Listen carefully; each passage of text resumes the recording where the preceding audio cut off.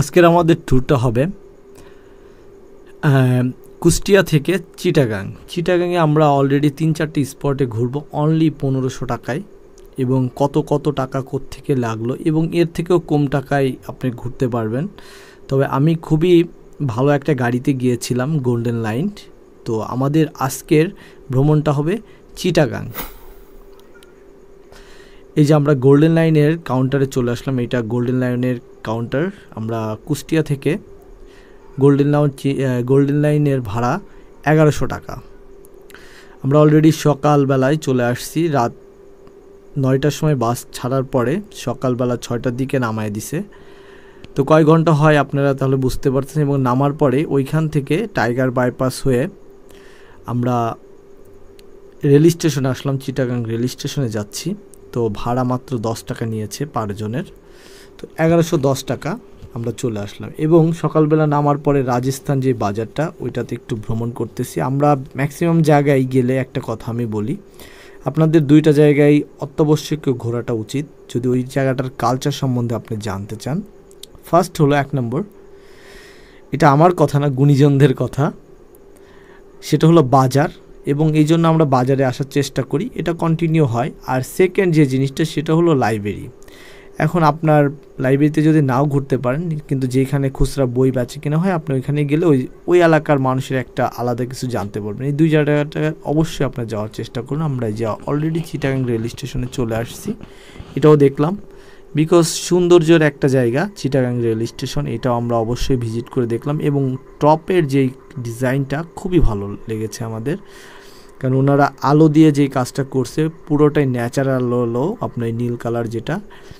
এখন আমরা চিটাগাংয়ের খুবই কাছে, সেটা হলো আপনার পোর্ট। এই পোর্ট চিটাগাং রেল স্টেশন থেকে পোর্টের ভাড়া নেয় মাত্র 30 টাকা। আপনারা এটা উপভোগ করতে পারেন বাসে, এবং যদি আপনার পকেটের জোর থাকে তাহলে আপনার সিএনজি বা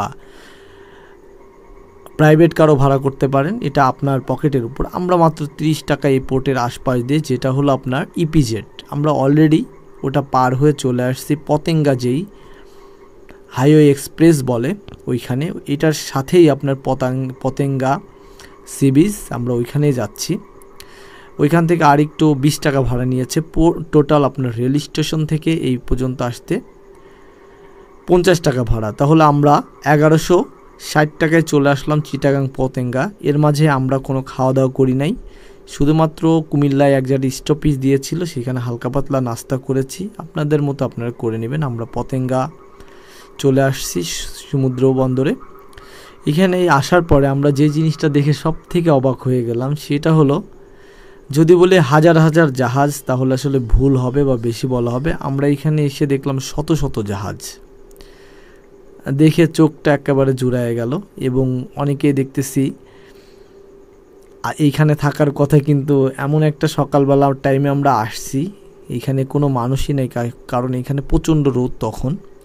সবাই শুনেছি বিকালবেলা আসে 2-1টা কাপল এবং কিছু আমাদের মতো মানুষ এসেছে, যাদেরকে আপনারা বোকাই বলতে পারেন। তো এই তো কেউ নাই, তবে এটারও একটা এনজয় করার মতো একটা উপভোগ করলাম ফাঁকা জায়গায়। তো আমরা দেখলাম, তবে আপনাদেরকে হাইলি রিকমেন্ড করব আপনারা বিকাল টাইমে আসবেন।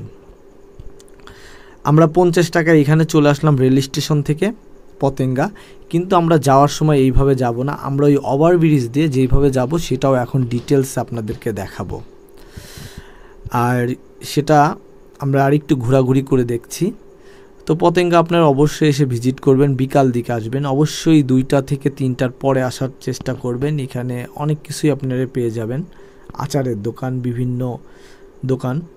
তো আমরা এখন ফাঁকা দেখেই দেখেন, আপনারা দেখতে পাচ্ছেন পিছনে সব ফাঁকা। এবং আরেকটা লোক আমরা দেখলাম, উনি কেউ নাই, কিন্তু এইখানে আপনার একা মাছ মারতেছে। আপনার ক্যামেরায় জুম করলে একটু বোঝা যাবে, এই যে দেখেন। তো আমরা এরকম বিভিন্ন জায়গায় ঘুরছি এবং দেখাচ্ছি আপনাদেরকে। আর এখন আমরা মোটর সাইকেলে করে চলে যাব, 2 জন আমরা এসেছি একই সাথে। তো 2 জনের 160 টাকায় ভাড়া একদম রেল স্টেশন পর্যন্ত, কারণ আমরা উপর দিয়ে হাইওয়ে দিয়ে যাব।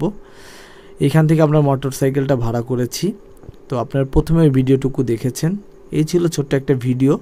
সবাই ভালো থাকবেন, সুস্থ থাকবেন, দেখা হবে আরেকটি ভিডিওতে। আর যারা প্রথমবারের মতো দেখছেন